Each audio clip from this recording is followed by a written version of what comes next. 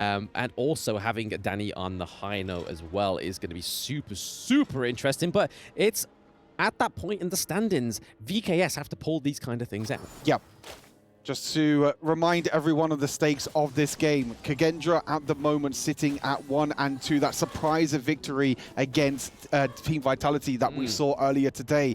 VivoKey sitting at 1 and 3, the big surprise factor at the moment in the EWC, and this is such an important game for both of these two sides. If Kagendra can bring out another surprise here, because I think a lot of people would go into this and say that VivoKey are probably the favorites, but with them also losing to Vitality, like, everyone's beating each other in this group, which I think is super crazy and also super fun as well.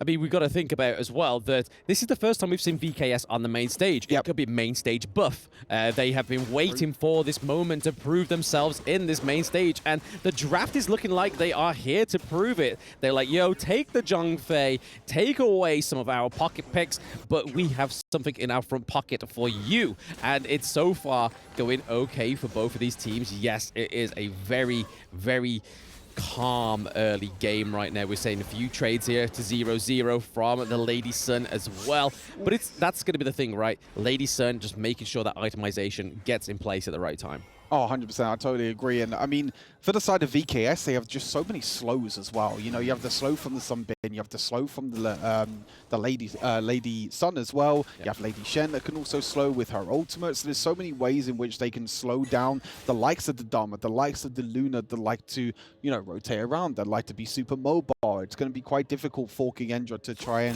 and, you know, make things work in this game. But they do have the Angela, which, as we saw earlier on today, Angela can be a very, very strong pick with just sitting in the bushes, trying to catch them off guard. But I feel like this time around, VKS have a really, really strong front line with that Rangju and also the High Nine. Yeah, one thing I've just noticed on the common spell, so we see that they have taken 2 Purify, so 1 on the Sunbin and 1 on the Lady Sun. I'm assuming that's because of the Dharma, so if they get crashed into the wall, they know that they're not going to be stuck there onto the Dharma. They can try and get out of there, but Movers could not get out of the attack from VKS, taking the first blood Mana on the Sunbin.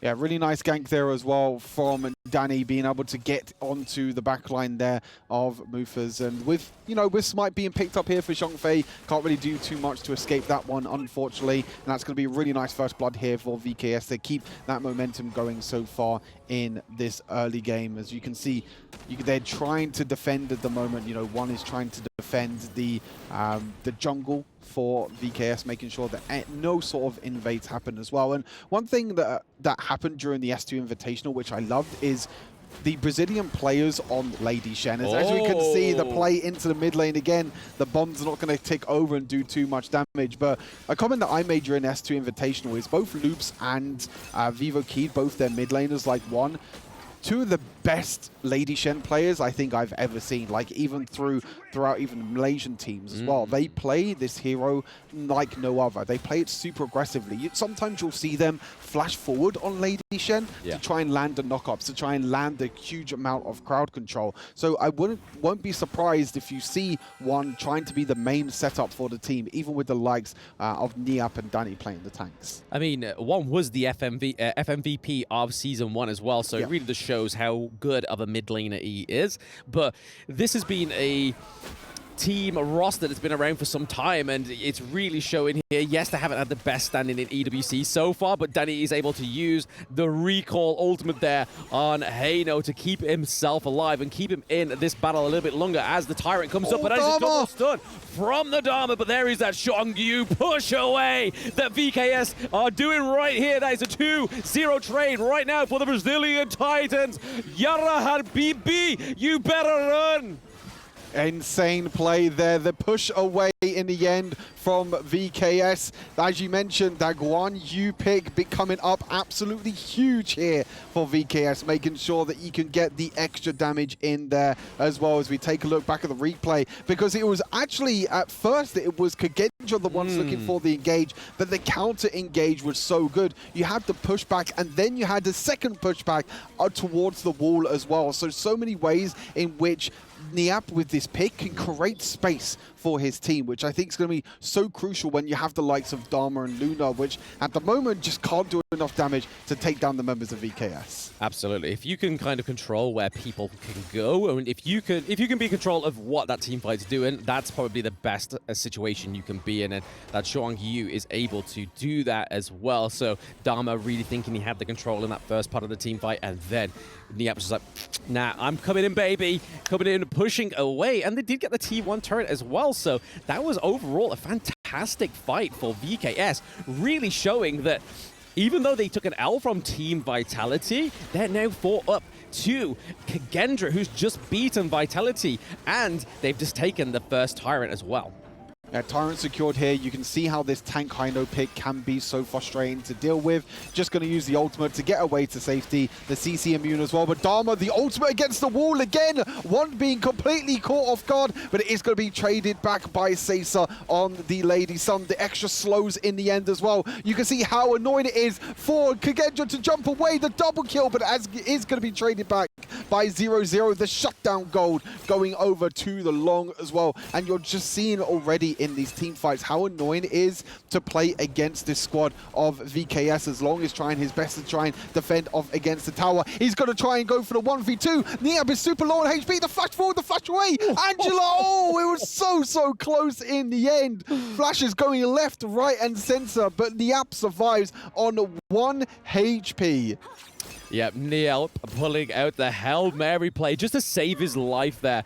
But I feel like that Lady Sun double kill, even though we got the shutdown there for a 0-0, I feel like that's going to be a great thing for Lady Sun to just pick up some more gold and just basically further that gap so far between 0-0 and Seiza.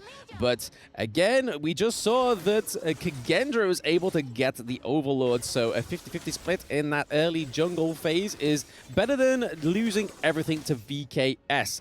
Just got to make sure that they maintain this composure and tempo on the side of the Brazilian team, or else Kagendra are definitely going to exploit it if they do see a way in. Yeah, for sure. You can see that they were just overstepping a little bit there, the trade kill back. I mean, yes, you are going to get the double kills. You're probably going to get more gold onto Lady Sun. But look here, you can see how annoying this Hino pick is. This is a sort of Hino that we was expecting to see, and something that we saw a lot in the S2 Invitational. Yes. This tank Hino. This Hino that can just dash forward and just be in your face, not doing too much damage because he is building tank, but just being super annoying and creating that space again for his team, like the likes of Lady Shen and Lady Sun, being able to do enough damage in the end. But you can see the Zhuang trying to do enough damage there. Not going to be able to push back the Luna just yet. She's going to be able to dash away for now. Yeah, T2 looking to be traded here in the clash lane for that farm lane there, T2 here, but we are seeing Niap looking to give a save grace to his lane. It is Hans against Niap, a true 1v1, but we can see a little bit of a Brazilian rotation coming around here. There's that Zhuang Yu ultimate coming through, but it just did not connect, enforcing that flash out of there for Hans. Yeah, really nice flash there in the end, being able to escape there from the Zhuang Yu knock up from the ultimates. But it's going to be able to keep that momentum going. They're going to try and push into this top lane at the moment and secure another tower for them. And that is 4 towers at the moment over to Vivo Kid. They have full map control at the moment with this 3,000 gold lead. But as you mentioned, Kagendra is still not out of this game yet. This is still going to be a very close affair. And it really comes down to who are the carries that can keep themselves alive. Because I feel like both these teams have so many defensive mechanics to be able to, you know, CC, try and defend their carries, like the Sunbin trying to defend the Lady Sun with the extra movement speed, the Zhang Fei trying to defend along with the extra shielding. So it all comes down to who can protect their carry. Because for Vivo Kid, Seiza has been the main carry for this squad for quite some time. Absolutely. I mean, his performance in Season 2 was phenomenal. He was such an aggressive farm lane player, but it's also, I think it just must be within the Brazilians region because of Zerion Loops as well. He's a fantastic early player also. So it just goes to show that the Brazilian scene, even though they haven't done as great as we thought they would in EWC, but it could be down to the actual quality of the players of the other team, but also just the matchups. And obviously, as the game goes on, it seems like a little bit more of an easy matchup. One almost getting caught out there, but it was thanks to Sunbin just recalling that health onto the Lady Chen. And now we could have a 4v5 here in this mid lane, but a big push down into the farm lane. They need to clear that up before they try and take some fights, or at least try and take this Shadow Overlord, which they're trying to do now. And as you can see, Kagendra going for the Shadow Overlord. They want more priority in these lanes, Stu. Yeah, for sure. Just a trading objectives, pretty standard at the moment at 10 minutes into the game. Really nice adaptation there for Kagendra, making sure that they at least get one of the objectives, because sometimes you can funnel onto that Tyrant a lot. We have been seeing other teams just fighting around the Tyrant and losing even though they took the Tyrant, which is something that Vitality did earlier today against Kagendra. So really nice adaptation here for Kagendra, making sure that, hey, we can't get the Tyrant, that's totally fine. Let's take the Shadow Overlord instead, and let's see if we can try and push one of these lanes. I don't think it has been used yet. It seems like it hasn't been used in any lane yet. So it's going to be curious to see what lane actually gets used on, and you'll see kind of the rotations happen when that Shadow Vanguard gets spawned.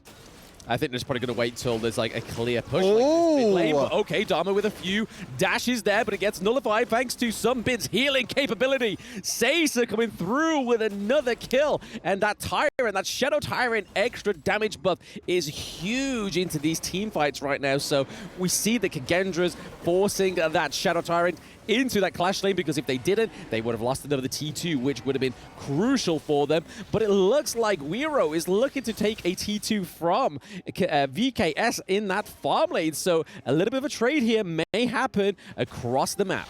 Yeah, you're seeing that Kagendra using that Shadow Overlord defensively rather than aggressively, knowing that they lost the trade. They still lose the tower, though, so even though they tried to use that Shadow Overlord defensively, tried to get that big, massive Vanguard into that lane to try and defend off that Tier 2 tower, they still weren't able to in the end. But as you mentioned, Luna, Roa, going to be able to take that Tier 2 tower on the bottom side of the map. So Kagendra still getting trades across the map. This is not like a complete stomp or anything. There are ways in which Kagendra are trying to get back into this. They're trying to take some even trades across the board. They are just getting a little bit caught out at times as well. But in terms of the scaling of the two compositions as well, you know, when we get into the stage of the game, you know, we're kind of in the mid game going into the late game at the moment. What team would you say has like the better late game composition? I mean, as long as they can get a Seiza online, I mean, so far it's working beautifully. They're feeding over all the buffs to him. He's got red buff and blue buff right now going for him. And then obviously having that strong front line from Niap and Danny, and then obviously one with that huge utility on the Lady Chen, just being able to knock up, say for example, if they can catch these trick shots onto the Dharma or the Luna, I think it's probably going to be a much bigger surprise here for VKS than it is Kagendra. But currently going into that 30-minute mark, we could see a bit of a brawl here for that higher ground turret, and their brawl is definitely what we're seeing. But Angela is able to try and push away those minions with all her abilities, and was able to do so. You look at the Luna as well. Again, Ruwa trying to split push, trying to push in that bottom side of the map. It looks like it's actually going to get the high ground tower as well. It's going to do enough damage. And Vivo Key just caught completely off guard. I'm not too sure if the minions are going to be doing it. Actually, I feel like he could have probably got that tower and escaped as well with the mobility that Luna had, but they didn't have any vision on the on the rest of VKS. So he thought that VKS were all recalling back to base, didn't want to die as well, especially with these major objectives spawning. But you're seeing at the moment that Kagendra are doing really well at clearing waves. They have the likes of the Angela and the Long to be able to clear waves very effectively, which means that Luna can be on the opposite side of the map, try and split push down the bottom side, and you can see that it's only about 2 or 3 auto attacks away from being taken down. So really interesting idea, really interesting strategy here for Kagendra, and it's working out pretty decently so far.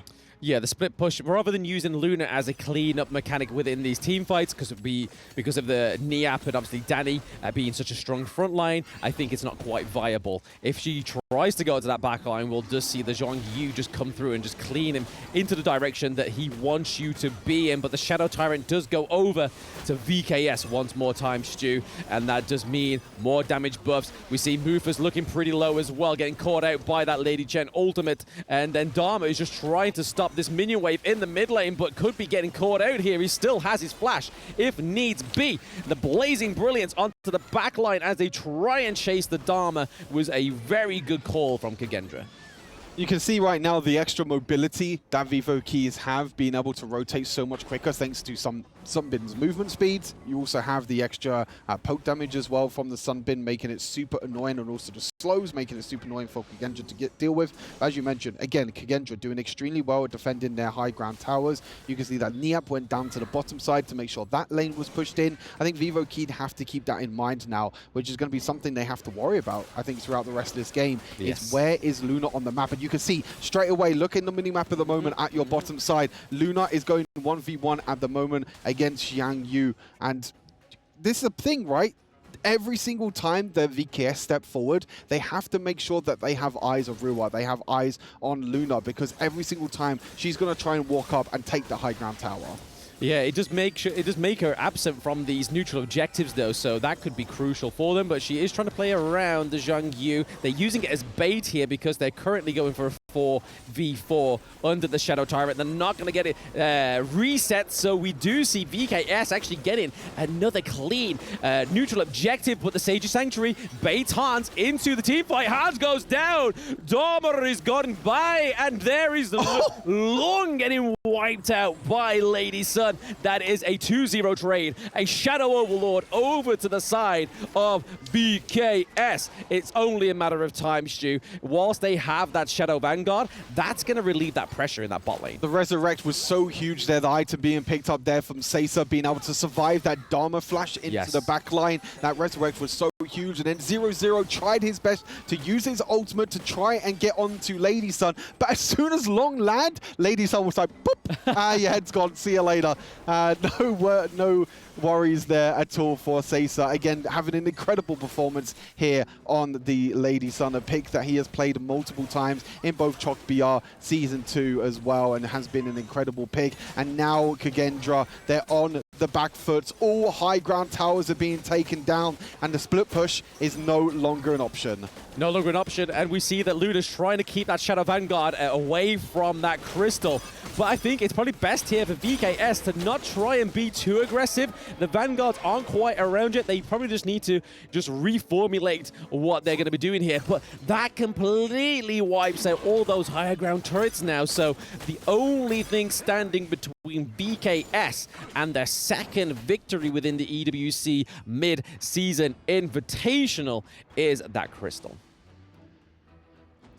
They're trying to step out outside of the base at the moment, as you can see, but every single time they step out the base now, they need to be careful that there's no sort of action happening at their crystal. As you mentioned, they're trying to get priority in this river. I mean, VKS has done so well so far, prioritize it, but Luna looking for the engage, and Seiza actually dropping extremely low. Luckily, he does have that Resurrect back up. Now the cooldown has come off, which means that the Resurrect is there. So if any of that burst damage does happen again, then Seiza can try and keep himself alive. But Kagendra, they really don't want to give away this Shadow Tyrant. No, the Sage Sanctuary just come back up onto Danny as well, just in time, as he's taken a lot of beatings from the side of Kagendra. But Seiza goes down. Lung is able to disengage. Luna has the Sage Sanctuary. That gets procced again, but it's not going to be enough. Lady Chen gets the knock-up as well. So down goes the Luna. Down goes that macro play. You can see that fat blue minion wave in the farm lane as they're trying to push away and force them back into that crystal. We see Zero low, Hans is low. The only thing stopping them from taking that down is the Zhongfei, and that goes down. Mufus goes bye-bye. The minions are here. Is Dharma going to be able to clean up the minion wave, and does it so brilliantly? We just need to wait for a minion wave to come through, but is it going to be enough for Dharma and Angela to keep it off? No, it is only Angela alive, and she has not got the Blazing Brilliance on cooldown. Here we go. Yep. The victory, baby! Vivo Keys gonna be able to take down Kagendra. A huge